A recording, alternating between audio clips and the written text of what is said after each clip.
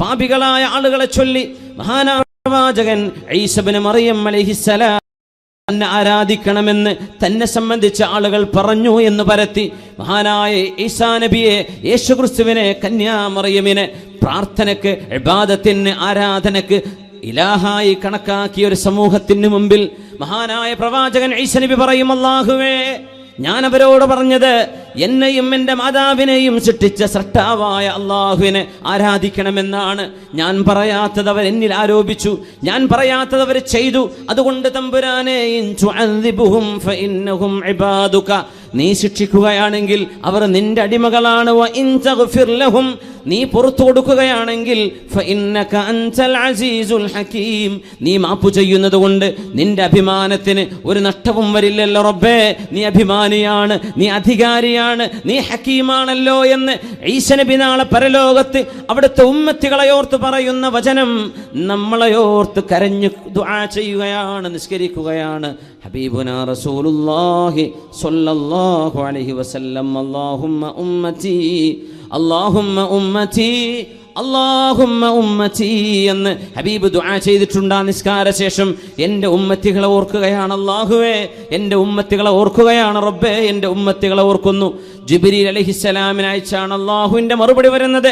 നബിയോട് പറയുക, ജിബ്രീൽ, ഇന്നാ സനുർദീക ഫീ ഉമ്മതിക്, അങ്ങയുടെ ഉമ്മത്തികളുടെ വിഷയത്തിൽ അങ്ങേക്ക് സമാധാനവും സന്തോഷവും വരുന്നവരെ അങ്ങേ നാം തൃപ്തിപ്പെടുത്തും നബിയെ. അങ്ങയുടെ ഉമ്മത്തികളെ ഓർത്ത് പരിതപിക്കേണ്ടതില്ല, വിഷമിക്കേണ്ടതില്ല എന്ന ആശ്വാസവചനം അല്ലാഹു ജിബ്രീൽ അലൈഹിസ്സലാമിനെ അയച്ചുകൊണ്ടാണ് ഹബീബിനെ അറിയിക്കുന്നത്. അതാണ് ഹബീബുനാ റസൂലുള്ളാഹ്. കാലുകൾ നീര് വന്ന് വീർക്കുന്നവരെ നിസ്കരിച്ചവര്, പാതിരാവിൽ ഉമ്മത്തിനെയോർത്ത് കരഞ്ഞവര്, ഈ ഉമ്മത്തികൾക്ക് വേണ്ടി ഇബാദത്തിന്റെ ഏറ്റവും വലിയ മാതൃക കാണിച്ചവർ, ആരാധനാ കർമ്മങ്ങളിലെ ഉദാത്ത മാതൃകകളെ സംബന്ധിച്ച് നമ്മൾ ചർച്ച ചെയ്യുമ്പോൾ മറക്കാൻ കഴിയുമോ? അമീറുൽ മുഅ്മിനീൻ ഉമർ ഇബ്നുൽ ഖത്താബ് റളിയല്ലാഹു തആല അൻ ലൗലാ സലാസ്, മൂന്ന് വിഷയങ്ങളില്ലായിരുന്നുവെങ്കിൽ ഈ ലോകത്ത് ജീവിക്കാൻ എനിക്ക് ഒട്ടും ഇഷ്ടമല്ല, ഞാൻ ഈ ലോകത്ത് ജീവിക്കാൻ താല്പര്യപ്പെടുന്നത് മൂന്ന് വിഷയങ്ങളെ ചൊല്ലിയാണെന്ന് പറഞ്ഞ ഉമർ ഇബ്നുൽ ഖത്താബ് റളിയല്ലാഹു അൻഹു. എന്താണ് ആ മൂന്ന്? ഭക്ഷണം കഴിക്കാനാണോ, വെള്ളം കുടിക്കാനാണോ, വീട് വെക്കാനാണോ, ആസ്വദിച്ച് ജീവിക്കാനാണോ? എന്തിനാണ് ജീവിതം? ലൗലാ സലാസ്, കാമുകയില്ലെങ്കിൽ എനിക്ക് ജീവിതമില്ല എന്ന് പറയുന്ന കാമുക, കാമുകനില്ലെങ്കിൽ എനിക്ക് ജീവിതം വേണ്ടെന്ന് പറയുന്ന കാമുകി, നീ ആലോചിച്ചിട്ടുണ്ടോ നിന്റെ ജീവിതത്തിന്റെ ലക്ഷ്യം എന്താണ് എന്ന്? ലൗലാ സലാസ്, മൂന്ന് കാര്യങ്ങളില്ലായിരുന്നുവെങ്കിൽ മാ അഹ്ബബ്തുൽ ബഖാഅ ഫിദ്ദുനിയാ, എനിക്ക് ജീവിതം മടുത്തുപോയേനെ, ഭൂമിയിൽ ജീവിക്കാൻ ഞാൻ ഇഷ്ടപ്പെടില്ല, മരിച്ചെങ്കിൽ എന്ന് കൊതിച്ചുപോയേനെ. ലൗലാ അൻ അഹ്മില അലൽ ജിഹാദി ഫീ സബീലില്ലാഹ്, വിന്റെ മാർഗത്തിൽ ധർമ്മസമരം ചെയ്യേണ്ടി വരുമ്പോൾ, ശത്രുക്കളുടെ പരാക്രമങ്ങൾ ഉണ്ടാകുമ്പോൾ, ഹബീബുനാ റസൂലുള്ളാഹി സ്വല്ലല്ലാഹു അലൈഹി വസല്ലം തങ്ങളോടൊപ്പം അസ്ഹാബിനോടൊപ്പം യുദ്ധത്തിന് പ്രതിരോധിക്കാൻ ജീവൻ കൊടുക്കാൻ പോലും തയ്യാറായി റബ്ബിന് വേണ്ടി ജീവത്യാഗം ചെയ്യാനുള്ള ഒരു അവസരം എനിക്കില്ലായിരുന്നുവെങ്കിൽ എന്നാണ് ഒന്നാമത്തേത്. രണ്ടാമത്തേതോ മുകാബദത്തുൽ ലൈൽ, രാത്രിയിലെ ആ ഒരു അധ്വാനം. എന്തധ്വാനം? രാത്രിയിലെ നിസ്കാരം. രാത്രി നേരത്ത്, ആളുകൾ ഉറങ്ങുന്ന നേരത്ത്, ആളുകളെല്ലാം സുഖനിദ്രയിൽ ആണ്ടുപോകുമ്പോ പ്രഭാത നേരത്ത് നിസ്കരിക്കാൻ വേണ്ടി എഴുന്നേൽക്കുന്നത് എത്ര മനോഹരം! എല്ലാ ജീവജാലങ്ങളും എഴുന്നേൽക്കാൻ തുടങ്ങുന്നു അല്ലേ? കോഴികൾ ശബ്ദിച്ചു തുടങ്ങുന്നു, പക്ഷികളുടെ കളകൂജനം ആരംഭിക്കുന്നു, പ്രകൃതി മുഴുവനും ഉണരുകയാണ്. മുഅ്മിനീങ്ങൾ, സത്യവിശ്വാസികൾ പ്രപഞ്ചത്തോടൊപ്പം അള്ളാഹുവിന്റെ സർവ്വസൃഷ്ടികളും പ്രാർത്ഥനയിലാണ്. യുസബ്ബിഹു ലില്ലാഹി മാ ഫിസ് സമാവാതി വമാ ഫിൽ അർദ്, ആകാശഭൂമിയിലുള്ള സർവ്വതും അള്ളാഹുവിനെ പ്രാർത്ഥിച്ചുകൊണ്ടിരിക്കുകയാണ്, അള്ളാഹുവിനെ പ്രകീർത്തിച്ചുകൊണ്ടിരിക്കുകയാണ്. സുബഹി നേരം വരേക്കുമുള്ള രാത്രിയിലെ തഹജ്ജുദ് നിസ്കാരത്തിന്റെ മധുരമില്ലായിരുന്നുവെങ്കിൽ ഞാനിവിടെ ജീവിക്കാൻ കൊതിക്കില്ല എന്ന് ഉമർ ഇബ്നുൽ ഖത്താബ് റളിയല്ലാഹു അൻഹു. രാത്രി മുഴുവനും കളി കണ്ടിരിക്കുന്ന ചെറുപ്പക്കാർ ആലോചിക്കണം, കളി കണ്ട് ഉറക്കമൊഴിച്ചതിനൊക്കെ പകരം അള്ളാഹുവിന് വേണ്ടി നിസ്കരിച്ചുകൊണ്ട് ഒരു പ്രായശ്ചിത്തം ചെയ്യണ്ടയോ? ഒരു ക്ഷീണമില്ലാതെ, ഒരു വിഷമമില്ലാതെ TV-യിലേക്ക്, ചാനലുകളിലേക്ക് മാറി മാറി, സ്പോർട്സ് ചാനലുകൾ മാറ്റി മാറ്റി നേരം പുലരുന്നവരെ ഉറക്കമൊഴിക്കുന്ന ചെറുപ്പക്കാരാ, നീ ചെയ്ത ഈ ഏറ്റവും വിലപ്പെട്ട സമയം അള്ളാഹുവിന് വേണ്ടി കൊടുക്കേണ്ട നേരം നഷ്ടപ്പെടുത്തിയതിന് ഒരു പ്രായശ്ചിത്തം വേണ്ടയോ? ഒരു പ്രായശ്ചിത്തം വേണ്ടേ? ഒരു പ്രായശ്ചിത്തം വേണ്ടേ? ഇബ്നു അയ്യാഷ് 20 വർഷം രാജാവിന് പാദസേവ ചെയ്തതിന് പ്രായശ്ചിത്തമായിട്ടാണ് പിന്നെ ഒരു 20 വർഷം അല്ലാഹുവിന്റെ റസൂലിന്റെ പള്ളിയിൽ മദീനത്തുൻ നബിയിൽ മസ്ജിദ് റസൂലില്ലാഹ് ഹബീബുനാ റസൂലുള്ളാഹി സ്വല്ലല്ലാഹു അലൈഹി വസല്ലം കിടന്നുറങ്ങുന്ന, വിശ്രമിക്കുന്ന ആ പള്ളിയിൽ അതിന് തത്തുല്യമായ കാലം ഖിദ്മത്ത് ചെയ്ത് ജീവിച്ചു.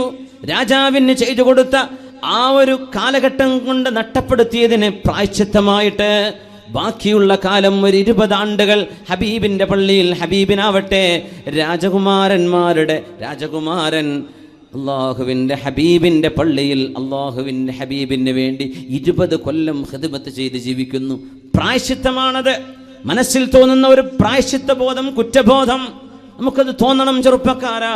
പ്രായത്തിൻ്റെ ആ ഒരു ചെറുപ്പത്തിൽ നമ്മൾ സംഭവിച്ചു പോകുന്ന ജീവിതത്തിൽ താളപ്പിഴകളെ പരിഹരിക്കണം, തിരിച്ചു കൊണ്ടുവരണം. താളപ്പിഴകളില്ലാതെ ജീവിതത്തിൻ്റെ മെയിൻ സ്ട്രീമിലേക്ക് കടക്കാൻ കഴിഞ്ഞവർ ഭാഗ്യവാന്മാർ. താളം തെറ്റിപ്പോയി തിരിച്ചു വരുന്നു, ഭാഗ്യവാന്മാർ തന്നെ, അവർ മോശക്കാരല്ല. അല്ലാഹു തആല പറയുന്നു, ഫച്ചാഇബു മിൻഹു, നിങ്ങളിൽ നിന്ന് ആരെല്ലാം എന്നോട് പശ്ചാത്തപിച്ചു വരുന്നുവോ, അന ഹബീബുഹു, ഞാൻ അവൻ്റെ ഹബീബായ കൂട്ടുകാരനാണെന്ന് അള്ളാഹു പറയുന്ന ഒരു ഖുദ്സിയായ ഹദീസുണ്ട്. എന്നിന്ന് തെറ്റിപ്പിരിഞ്ഞു പോയവര് എന്നിലേക്ക് തിരിച്ചു വരികയാണെങ്കിൽ, ഒരടി വെച്ചാൽ, ഒരു ചാണ് വന്നാൽ ഒരു മുഴം അള്ളാഹു അങ്ങോട്ട്, നമ്മളൊരു ചാണെടുത്തു അപ്പോഴേക്കും ഒരു മുഴം അള്ളാഹു. അതുകൊണ്ടാണ് ജമാഅത്തിന് കൂടുമ്പോഴേക്കും തറാവീഹിനുള്ള തൗഫീഖ് നൽകുന്നത്, ഖിയാമുൽ ലൈലിന് തൗഫീഖ് നൽകുന്നത്, ഇതുപോലെയുള്ള മജ്ലിസുൽ ഇൽമിലേക്ക് വന്നിരിക്കാൻ തൗഫീഖ് ഉണ്ടാകുന്നത് അള്ളാഹു ചെയ്തൊരു സൗഭാഗ്യമല്ലേ? ഒരു ചാണാകുമ്പോൾ അള്ളാഹു ഒരു മുഴം ചെന്നാൽ അള്ളാഹു ചാല ഒരു കൈനീളം മുഴുവനും അള്ളാഹുവിലേക്ക്, അത്രയും റബ്ബിലേക്ക് അടുത്താലോ.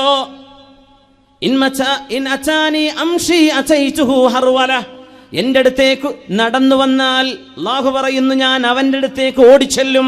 ഇനി അവൻ ഓടി വന്നാൽ അള്ളാഹു എന്ത് ചെയ്യുന്നു പറഞ്ഞില്ല. അത്ഭുതം, സുബ്ഹാനല്ലാഹ്.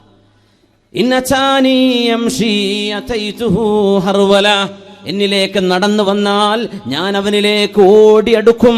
എന്നിൽ നിന്ന് അകന്നുപോയവർ തിരിച്ചു വരുമ്പോൾ ഞാൻ അവരെ കൈകൊടുത്ത് സ്വീകരിക്കും എന്ന് പറഞ്ഞ അല്ലാഹു ജല്ല ജലാലുവിൻ്റെ കാരുണ്യത്തിൽ നിന്ന് എങ്ങോട്ടാ നമ്മളെ ഓടുന്നത്? എങ്ങോട്ടാ ഓടുന്നത്? അഷ്റഫുൽ ഖൽഖിന്റെ ഹുബ്ബിൽ നിന്ന്, അള്ളാഹുവിനോടുള്ള വിധേയത്വത്തിൽ നിന്ന് എങ്ങോട്ടാണ് നമ്മൾ പോകുന്നത്?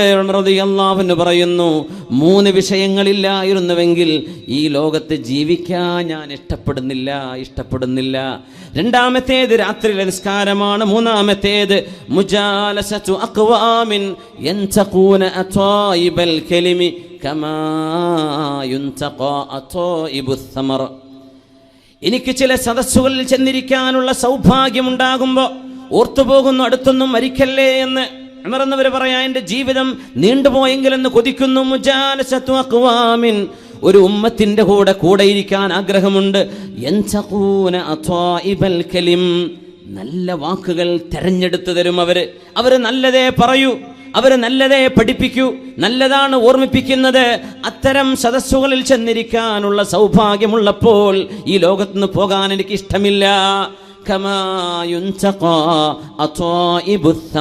പഴവർഗ്ഗങ്ങളിൽ, ഈത്തപ്പഴങ്ങളിൽ കേടുവന്നതും നല്ലതും മുന്തിയതും എല്ലാം ഉണ്ടാകുമ്പോൾ അതിലേറ്റവും നല്ലതിങ്ങനെ തെരഞ്ഞെടുത്തെടുക്കുന്ന പോലെ വാക്കുകളിൽ നിന്ന് ഏറ്റവും നല്ലത്, നല്ല വാക്കുകള്, നല്ല സംഭവങ്ങള്, വിശുദ്ധ ഖുർആനിന്റെ ആശയങ്ങള്, ഹദീസിന്റെ പാഠങ്ങള്, മുൻഗാമികളിൽ നിന്നും പഠിക്കാൻ കഴിയുന്ന സദസ്സുകള് എനിക്ക് കിട്ടുന്നുവെങ്കിൽ അതുള്ള കാലത്തോളം എനിക്ക് മരിക്കാൻ ആഗ്രഹമില്ല.